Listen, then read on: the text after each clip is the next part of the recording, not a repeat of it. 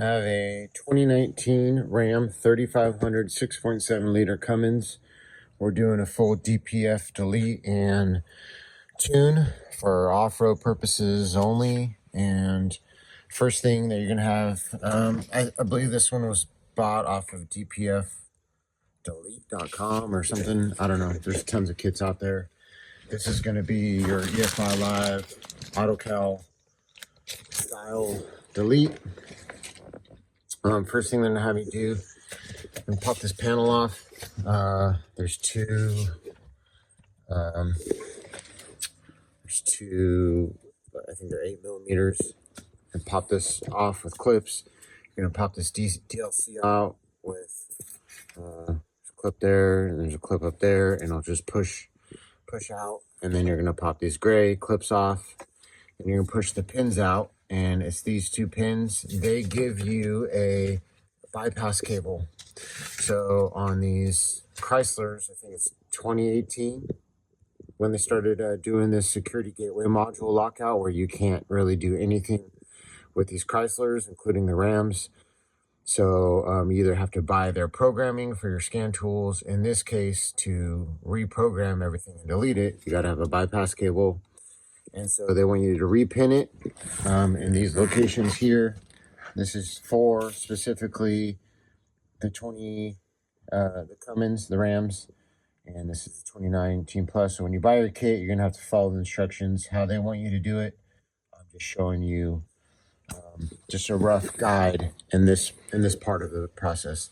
You're gonna have to twist the cables, communication cables, and then you're gonna plug it into this gateway module connector here, which is gonna be the 5th one down in this scenario. Again, they instruct you how to do all that. Plug straight in, there's nothing there. Repinned it, then sealed off the old pins here with shrink tube, so no problem. And then we'll be having hooking up the shift on the fly knob. I'll show you how to do that at the end of it. Then I downloaded the files, downloaded on the AutoCal, and then reflashed everything. They want you to do that first, but you got to do this first before you reflash it, before you delete anything. So that's the first step. Again, I'm not going to go into details on everything because you'll have your own instructions on how to do that. Okay, now we're going to install the shift on the fly knob. This is your power meter 1 through 5 for your programmer. Starting the cab, and you see this grommet here for this cable. This is, let's see, it's the shift, your shifter cable. Anyways, you're just going to poke or drill a small hole through this rubber grommet. Just look on the other side, make sure there's nothing on the other side you're going to damage. There's not really. And then once you get a little hole there, you're going to stick one wire through at a time to feed it to the under the engine compartment side. Alright, so I plugged the new connector into the connector for the crankcase pressure sensor, and then I ran a wiring protection on it, and then it's going back into the cab like where I saw, and then I just took a couple zip ties, secured it up, make sure it's not flapping around. Okay, so where I'm going to run this switch is I'm going to run it right here by this, coming out of this 4-wheel drive thing. And the reason why I'm putting it out of the way but still accessible to the driver is because the shift on the fly switch, it's not something you're going to be accessing all the time. Once you find your like 1 or 2 power levels you like I like to drive around on a 3 and I tow on a 4 or whatever, you're basically just not gonna mess with it that much. So the problem with putting it somewhere like here is like getting in and out of the truck, especially if it's a work truck and people are just flying in and out of it. You don't want to knock the switch and break it off. So just keep that in mind. I mean, if you want to put it back somewhere that looks good and out of the way, that's the best thing. So customer agreed to put it down here out of the way. So another bonus of having it on this little panel is I could take it out and drill my template right on here where I want it. Makes it a lot easier. So I'm going to drill this and set up my switch. Alright, shift on the fly knob. Installed, aligned, drilled, wires ran out of the way, and overall looks pretty clean and out of the way in my opinion. So check that off the list. Next step is remove the EGR cooler here. So what I did was I took out the intake and this cross member here, which you don't have to, but I'm going to be doing the coolant bottle and in a different video. So intake and engine cover, first step. Next thing I'm going to pull off is this EGR valve tube, exhaust tube. So the EGR tube is held in by two 10s, one 8mm bracket. That is right there. And if you have the right tool, a wobbly and a little extension, you could get to it. It's a little bit pain in the butt, but not that bad. And then one connector that's connected in right there. This is your EGR temp sensor. So this tube connects from your EGR valve to your EGR cooler. Next, I'm going to work on pulling this EGR cooler out. You will be opening up your cooling system. Mine's already drained. I did a turbo calibration. It's unrelated. So I drained my cooling system, and I'll be working on that next. Also, for this tune, they want you to delete your intake. It's like your throttle body on these things, your intake air valve or whatever they call it. It's under this bracket. It's connected right here. I'm going to pull it out or leave it disconnected. They don't want you to connect it because your vehicle won't run. It's not programmed in the new flashing. Okay, got the EGR cooler out of its spot, and there's two 10mm, 10, 10, and then a 15 and a 15 on the exhaust part. And then we already took this exhaust part off on the front, so that's where the 15 goes in the back there. So unfortunately, this kit did not come with a new gasket. So you can either buy your new gasket ahead of time or copper spray it or something, but depending on the condition of it, you should do something. I'm gonna go and copper spray it and then reseal it on there. The other block off plate with the kit is right here for your EGR valve, and I am going to be doing a Banks Ram kit on this in a separate video.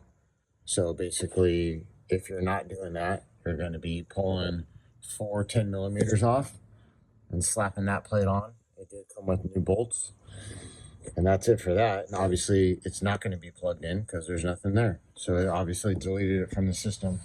The other thing is, these cool lines, I pulled this off, and then one 8mm here that bolts it on. So you could pull this off.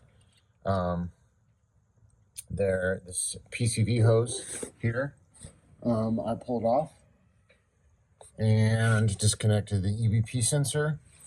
So this one's going to remain here, and it's going to take this cap here. It's going to be capped off. Now, check the condition of your O-ring, see if it needs to be replaced. This one back here is another 8mm that holds it on. This goes to the block. This is actually getting plugged at the block. It goes down, which you can't really see here, but it goes down in the block with another 8mm. Right there, you can kind of see it. So that's where the plug goes in, and pull the bracket out for this. It bolts up here.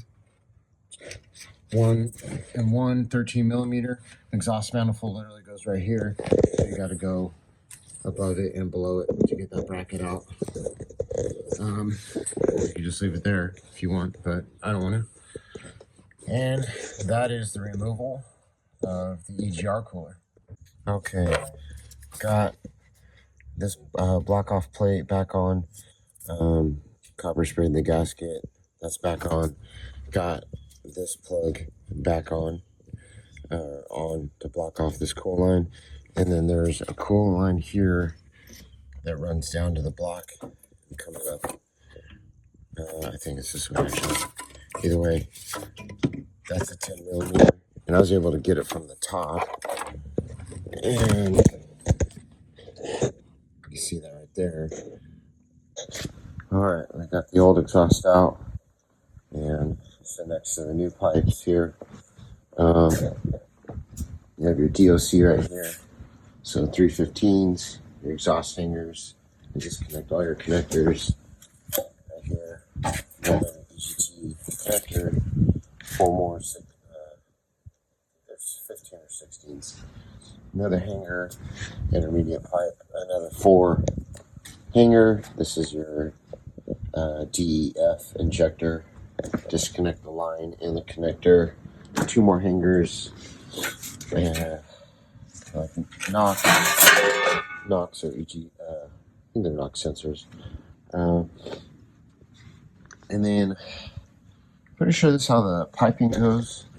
I think just this pipe's going to be utilized because I'm utilizing the tail pipe section still on the truck. That doesn't need to be replaced over the axle. So I'm going to start this exhaust tank. Okay, I got the exhaust all bolted up. Came with the hardware, the hangers, and the clamps. So yeah, I did not use that extra section of pipe, just this up pipe piece. So maybe it differs between the cabin chassis and regular. This is a cabin chassis, so I utilized from over the axle back the flex pipe where the trans mount is at, the cross member, just that section. It does not come with this triangle flange gasket. So in this kit, so what I'd say is I was able to salvage this one, but exhaust gaskets don't like to really be reused. I got lucky on this one. So I would order this gasket and that EGR block off plate gasket in the beginning of the video, just to be safe. Everything else seems to be pretty good. I would also zip tie or tuck away these old connectors and lines and stuff, just so they're not flopping around. And next is to road test.